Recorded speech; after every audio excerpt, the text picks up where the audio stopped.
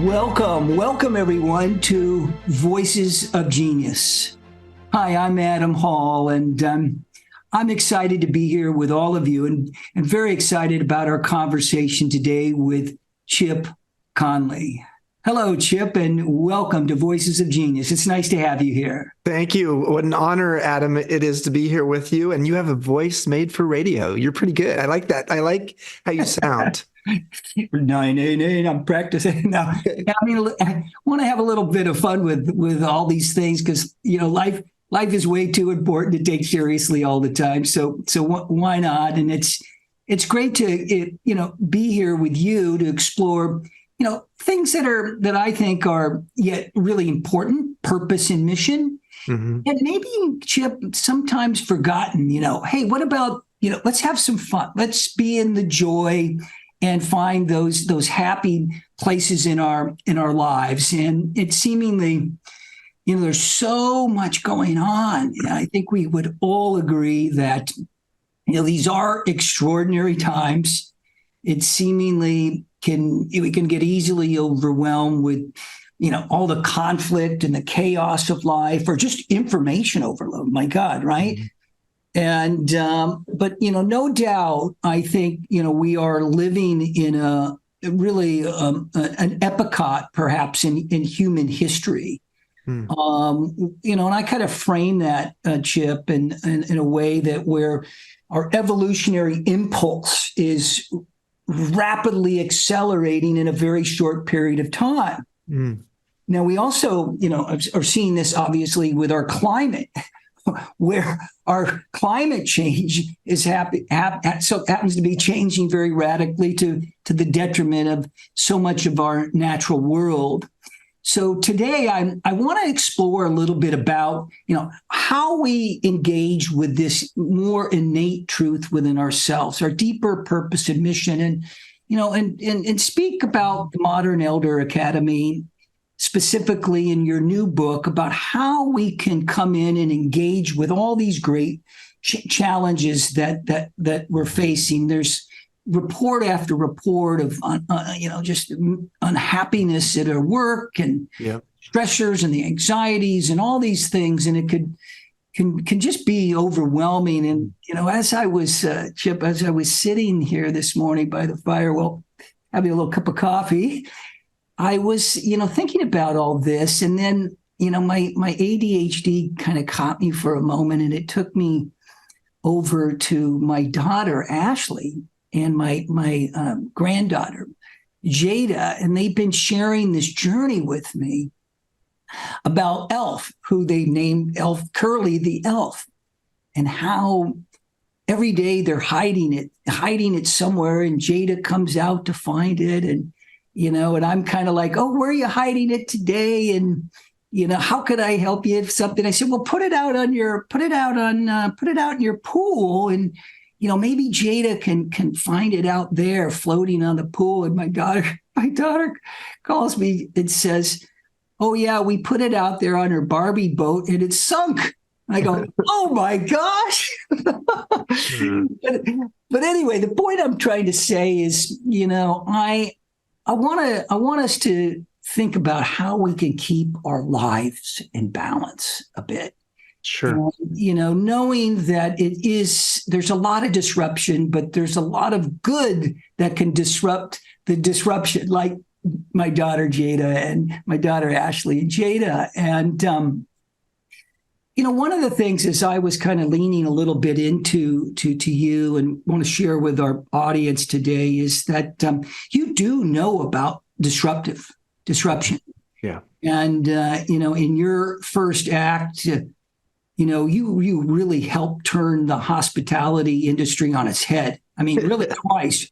Yeah. I was one of the first boutique hoteliers in the U.S. At age 26, I started a company called Joie de Vivre, which means joy of life in French. And I ran that company for 24 years as the CEO with 52 boutique hotels around California. And I loved it till I hated it. But we definitely were a disruptor. And I felt a deep sense of mission I love the fact, Adam, that the name of the company, Joie de Vivre or Joy of Life, was also the mission of the company. We were in the business of creating joy. And, but, in my late 40s, when I was in the sort of early stages of midlife and not enjoying my life on many levels, I didn't feel a lot of joy. And I realized that, this isn't working. And I lost 5 friends to suicide during that time. And all men, age 42 to 52. And I also had an NDE myself. I had an allergic reaction to an antibiotic at age 47. And so it was like a wake up call for the hotelier. And I decided I've got to change my life. And I did. And sold the business at the bottom of the Great Recession. And, I then became another disruptor by joining the 3 young founders of Airbnb that had a small, fast growing tech startup that was going global. And I basically became what they called their modern elder. And at first, when they said I was the modern elder, I was like, you're making fun of my age. And then they said, no. Can't go so fast. Yeah, elder and elderly are the different, Chip. You're not elderly, you're just an elder because relatively speaking, you're 52 and the average age here is 26. And so what they also said was, Chip, a modern elder is someone who's as curious as they are wise. And I was like, oh man, I love that. Okay, I will own that. I will be curious and wise. And then we disrupted the hospitality industry a second time. First as a boutique hotelier, I did that. And then secondly with these guys. And Airbnb became the most valuable hospitality company in the world. And while I was finishing my time there, I was there 4 years full-time, 3.5 years as the strategic advisor of the company. And I was really the in-house mentor to the founders. I started writing a book called Wisdom at Work, The Making of a Modern Elder down in Baja on the beach where I had a home. And one day I had a Baja aha. I had an epiphany, which was, why do we not have midlife wisdom schools? Why don't we have a place where people can go in the middle of their life and sort of reimagine and repurpose themselves? And so that's how MEA came about. And we've now, in the last 6 years, had 4,000 people from 45 countries come to MEA's campus in Baja to go through our week-long program. And now in April, we have our Santa Fe campus opening, Santa Fe, New Mexico. And then I have a book coming out, Learning to Love Midlife, 12 Reasons Why Life Gets Better with Age. So that's all of it. And now we're going to go into some more specific questions, but that's a quick synopsis. No, well, thank you for that. And, and before we kind of dive into the Modern Elder Academy a little bit deeper, because I'd sure love to learn more about it myself. I've perused it, of course. Mm-hmm. But I want to kind of stick with this idea of disruption for a moment, as a really kind of as to gravitate into, why people, whatever age you may be, feel they're ready for that change. They feel that they're curious about, whatever that next phase of their life is. I often refer to it's their conscious evolutionary impulse, their continuum. And at some point in time that they come to that place where they get more curious and they want to learn more, they want to grow more. But it's disruptive, isn't it? It's just a beginning of maybe what is to come. And in terms of your sensibilities around your own place of what's next or what's possible, what is the invitation that you can share with us for those that are, maybe a little bit nervous or fearful or concerned about disrupting the life as they knew it? And why would they even come? Because they're just going, oh my gosh, I'm better off maybe doing nothing here. But of course, that's not really a very good option. Well, there's a lot of reasons, Adam. I mean, so navigating transitions, especially midlife transitions, is sort of a core part of our program. Yeah. And the truth is that many of the transitions we're going through in midlife are not by our own choice. They're just the things that happen. Sometimes they're just natural ones, like menopause for women and andropause for men. Our parents passing away. If we have kids, becoming an empty nester. Menopause, menopause is a big one for women. And obviously for men, andropause is this one that is it's more subtle, but it's something that's going on physically. Sometimes we get divorced. Sometimes we lose our job, or we sell a business and are not sure what's next. And so some of the circumstances that happen in our life force us to get comfortable with change, or at least to welcome it.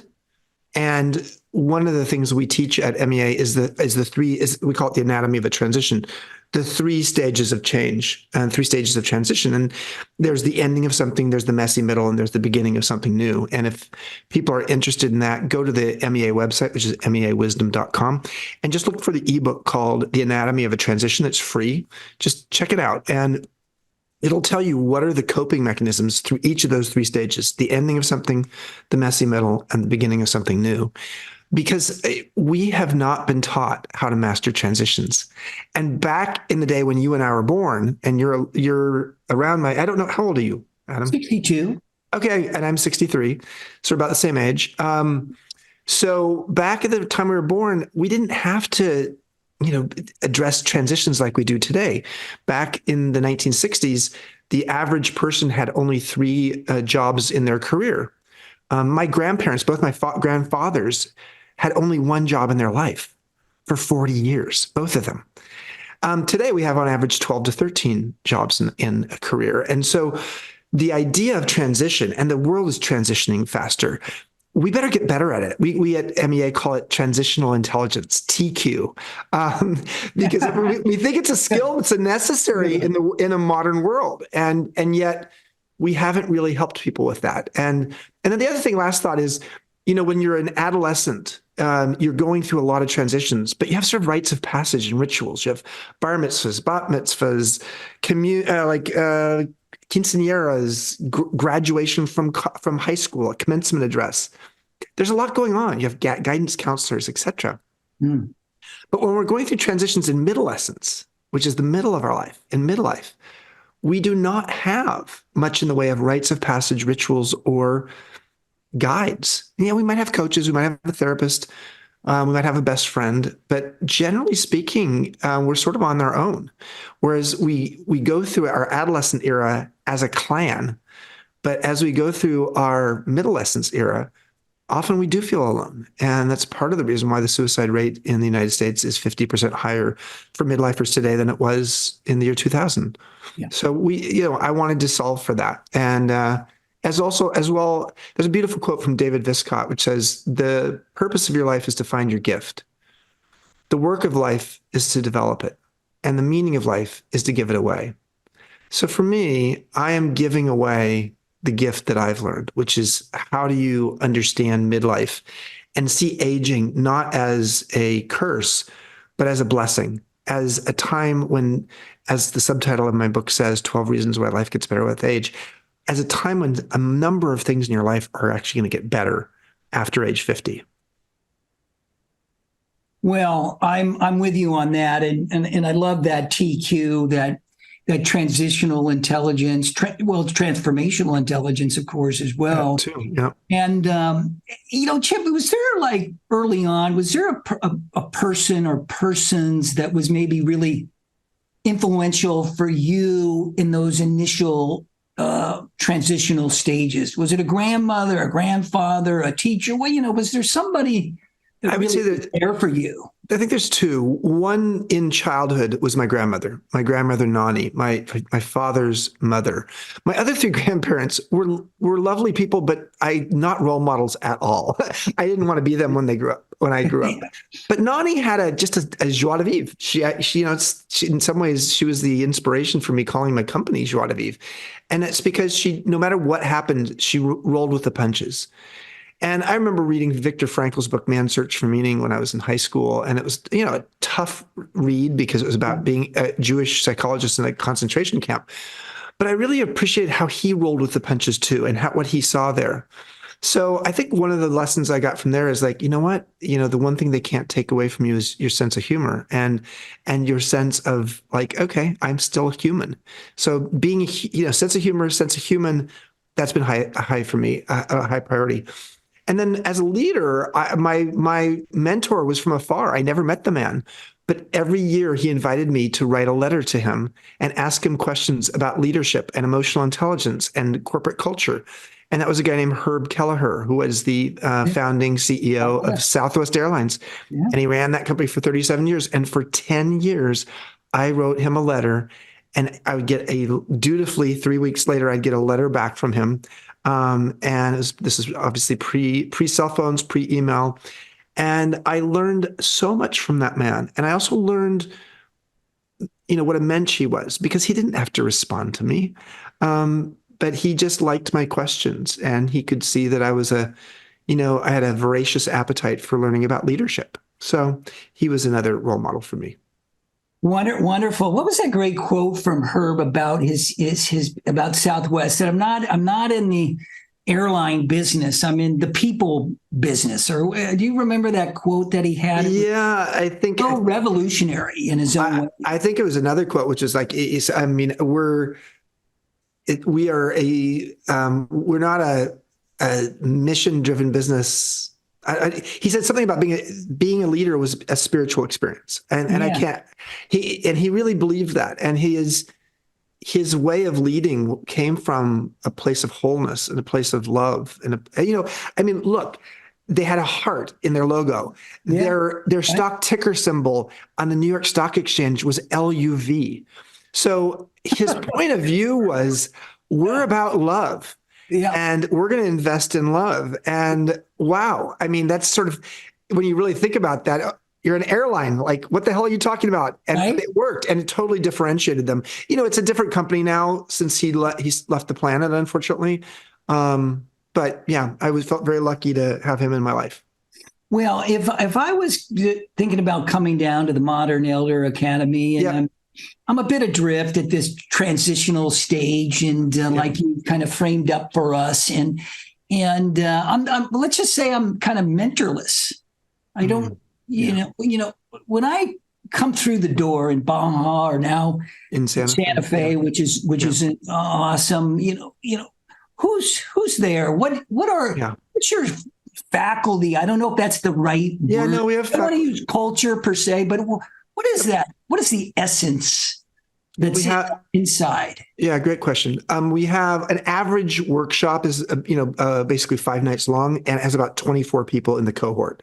So it's intimate enough, and you really get to know everybody very well, because we've created the crucible for life-changing conversations. That's really what we're all about. And our faculty who come, they're famous people sometimes, like Esther Perel or Dan Buettner, who started the Blue Zones, or Matthew Ricard, the famous Buddhist monk, or Michael Franti, the musician. So we have a lot of famous faculty, but we also have a lot of facilitators who just have been trained in the MEA process, who understand what we're all about. So you have a cohort of people, and we believe that as a wisdom school, the world's first midlife wisdom school, we believe that wisdom is not taught, it's shared. So we create the environment for people to share their wisdom, and frankly, cultivate it. And then our faculty really helps them in the 4 different pillars that we have. The main pillars are navigating transitions, which we've talked about, cultivating purpose, and then owning wisdom. But the overall umbrella that sort of brings all this together is, how do we reframe our relationship with aging or with growing? Because aging and growing are the same thing. And Becca Levy from Yale has shown in her research that when a person actually shifts their mindset on aging from a negative to a positive, they gain 7.5 years of additional life. So the program is very dedicated to be built on social science research, but it's very experiential. It's fun. It's audacious. It's playful. It's curious. It's wise. And I love it. It's been a real joy, because I was on the board of the Esalen Institute for 10 years. And, the bookstore there is named after me, and I used to teach there for a long time. So I had a lot of history in the personal growth and retreat center world. And so when I could actually create my own, I took the best of what I've seen out there. Well, congratulations on all of that. And that feels good. It feels, friendly is not the right word, but it feels somewhat intimate in its own way, coming to the Modern Elder. It's, we want to be, we want to know we're coming to a trusted, safe space.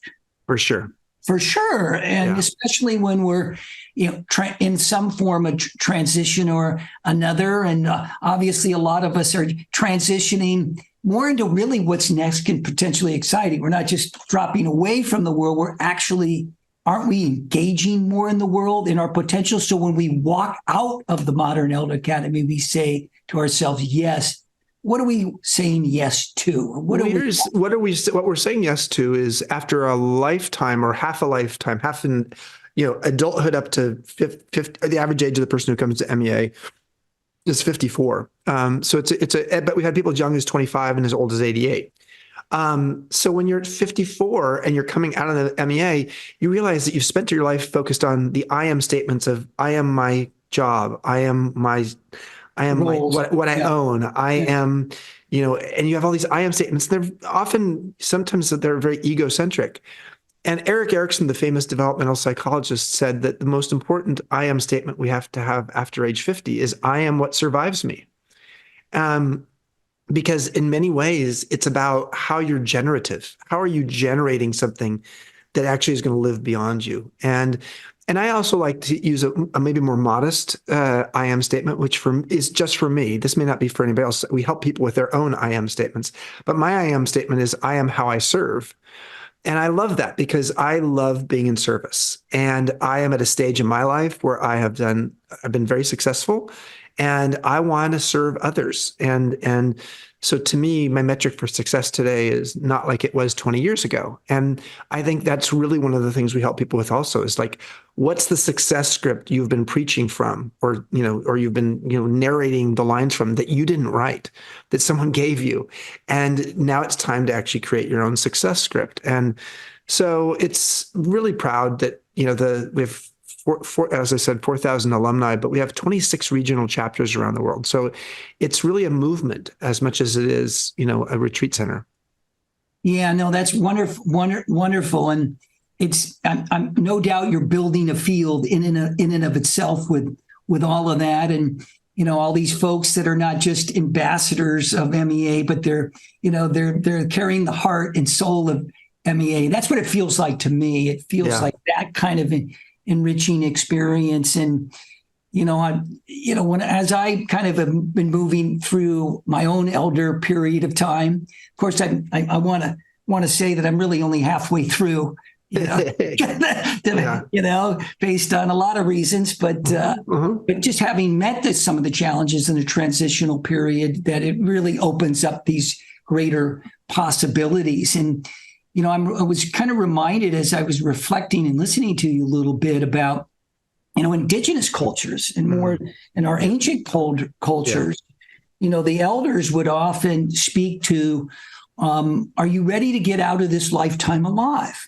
And that question actually became the question and the subject of a book that I just published called Divine Genius, the unlearning curve. Yes. When you're talking about transition, I kind of sense like, oh yeah, we're unlearning a bit. We're letting go of the I am, the CEO, or I am, the husband or the wife. I am something.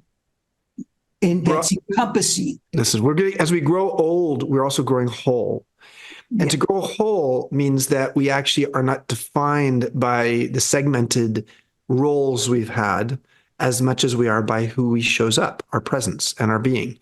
And so I'm a big believer in the idea that one of the benefits of aging, and this is number 12 on my 12 reasons why life gets better with age, is we actually feel a greater sense of wholeness, not just in ourselves, but in our small part in something bigger than ourselves. And that's a beautiful feeling, because awe comes from the AWE. Awe comes from the feeling of just immense gratitude for something big and beautiful beyond your own crazy ego and whatever is going on in your life. And to feel awe, you have to move out of the ghetto of the ego, and you have to be in a place where you can actually see the whole picture. Fortunately, our brain science shows that as we get older, our brain gets better at crystallized intelligence. which is the idea of thinking holistically and systemically and being able to connect the dots. And so long story short is not only do we get good at this, but our brain helps us to get better at this. Yes, our short-term memory is not as good at 62 or 63, our ages, but our ability to see patterns and to understand with peripheral vision where things are going and to have that intuition, that's what wisdom is. And that wholeness, that lens of wholeness that you speak of, and on a personal note, that lens became, of course, far more expansive with obviously experience, more deeper knowledge of my own personal journey and humanity in general. But ultimately, it became, my goodness, this place of service. This experience of gratitude and lifting, lifting and moving and giving forward became really a love language in its own right. The acts of service are a love language, are they not? Oh, listen, you're talking to someone who was in the hospitality and service industry most of his life. Yeah. So I take joy in the service of something. And that's really, goes back to early on, you talked about mission and I, for me, mission, purpose, meaning, all of these words really speak to the same thing, which is how do we offer to the world our gifts in ways that are going to have a profound long-term influence. And it doesn't have to be big things. It doesn't have to be your name on a building. It could literally be helping to create a dog park in your community. It could be being the mentor to someone younger than you who you didn't even know you were mentoring. You were just out of the goodness of your heart, helping giving them some advice over a few months. So there's lots of ways that we can actually have that sense of mission or meaning. Well, wonderful. Let's talk a little bit about your new book, Chip. Sure. I'm looking forward to diving more deeply into it, of course, and learning to love midlife. And obviously, thematically, you've been evolving this whole idea of elderhood and as your own purpose and mission. And what would you say that this particular body of work, this manuscript, this book, what is I think what is maybe a unique, or what is something within it that became the diamond for you? What is that become as it relates to writing a book, and where can people connect with that particular message or our deeper meaning of learning to love midlife? If I were to really sort of take the premise of the book and distill it down to one simple concept, it would be something we learned when we were in elementary school, and that was the biology journey of the caterpillar to the butterfly. So you got 3 stages for the caterpillar: the caterpillar, the chrysalis, and the butterfly. And I think that that's very instructive for us in our lives. We have this era early in our life, our 20s, 30s, and 40s, when we're consuming and producing, and we're like that caterpillar just feeding ourselves. And then inexplicably in midlife for the butterfly, it actually, the caterpillar spins a chrysalis, and it's dark and gooey and solitary, but it's actually where the metamorphosis or the transformation happens. And so midlife, while it is defined as a crisis by the mainstream press, maybe midlife is a chrysalis, not a crisis. And so that on the other side of midlife, you move into this era of being a butterfly pollinating your wisdom in the world. Mm-hmm. So my basic premise here is that midlife's not a crisis, it's a chrysalis. And as such, the U curve of happiness social science research shows that we do see a decline in happiness and life satisfaction from our early 20s all the way to 45 to 50. And then with each decade after age 50, we get happier and happier. So I think, if I could have, offer one thing to the world, and I have a TED talk that just came out, from the big stage at TED in Vancouver this year. I would just say, hey, consider midlife as a chrysalis, a time of transformation, not a crisis. And if we're going to take that, how can we take that to the most pragmatic and practical approach, like, okay, one step in front of another, or action, not just reaction to our fear in this transitional period. But, what is it? What do you offer in the book, or what can the book bring forth for each of us that says, okay, I can taste that, I can feel that, I can do that? Yeah. I would say the book has so many different exercises. It's hard to synopsis. I'll give you two quick ones. Yeah. Number one is looking at any transition of your life in those three stages: the ending, the messy middle, the beginning, and understanding what the coping mechanism is for each of those three stages. And then secondly, and then that will help you. It'll help guide you. But the question I love to ask is this one: what is it that you know now, or have done now, that you wish you'd known or done 10 years ago? Think about that for a minute, Adam. Yeah. And then the follow-up question to that, which is more important, is 10 years from now, what will you regret if you don't learn it or do it now? Because anticipated regret is a form of wisdom. And helping people in midlife recognize that if you're 54 years old and you're going to live till 90, guess what? You have as many adult years ahead of you as you do behind you. 54 to 18, when we start adulthood, is 36 years. 54 to 90, when you die, is 36 years. Most of us at 54 don't sort of say, oh, wow, I've got a lot of time ahead of me. And so I have really am trying to help people, and MEA is, and the book is, to see that you can become a beginner again at any age. And it's good for you. And moving from a fixed to a growth mindset is essential, especially as we age. Yeah, no, I love that. And, I had the pleasure and really honor of spending a lot of time with a couple elders. One of them was Barbara Marks Hubbard. Oh, love her. Yeah. And, Barbara, spent so much time here, right here in this studio here, mine, and just connecting with some of the other elders, and observing, really just listening. Yeah. And what you just hit upon is a consistent theme amongst them all, and that is the sense of a newness, innocence, yes, aliveness in I've never been there and done that. Yeah. It's a second childhood. In Japanese, Korean, and even Chinese cultures, at age 60 is perceived as being the second childhood, because it's when you're actually supposed to be young again.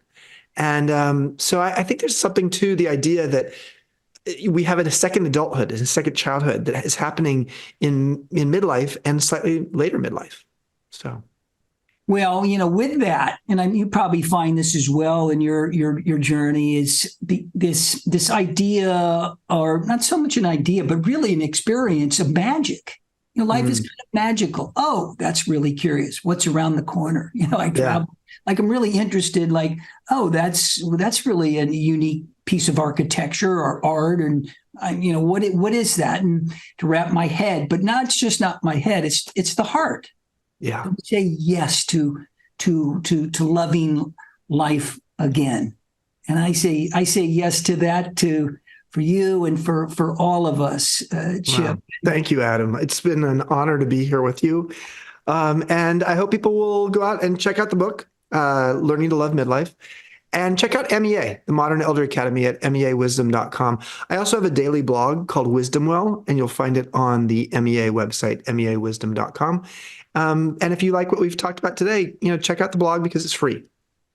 Absolutely. And of course, check out chipconley.com. There's a lot too. There's a lot to check out, and it is very much worthwhile, and really wishing you all the best in your mission and purpose, and look forward to celebrating our lives going forward and collaborating. This is a time of great collaboration. This is a time that I sense, notwithstanding the disruptive nature of it all, that the disruptive nature of it all can offer us, each of us, an invitation an invitation to that wholeness that Chip is talking about, an invitation to, deeper mission and growing in and through our transitional periods. And the beauty of this is we're not alone. We get to do it together. And this is what's really cool about this time. And the Modern Elder Academy certainly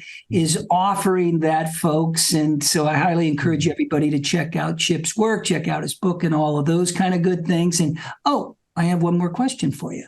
Yeah. What is your cure for terminal seriousness? Well, I think, as we get older, we become alchemists, and we learn how to mix gravitas and levity. And so when someone's terminally serious, that means that they're typically have a lot of gravitas, but they need lots of levity. So I'm a bit of a sophomore. I have sophomoric humor, so I will do something sort of crazy, and just to take them off center, because frankly, they need to go off script. Yeah, that's it. Off script. Get back to the mystery. Get back to the joy. Get back to the innocence. Thank you, dear brother. Thank you. Thank you for being you. Thank you, Adam. It's great to see you.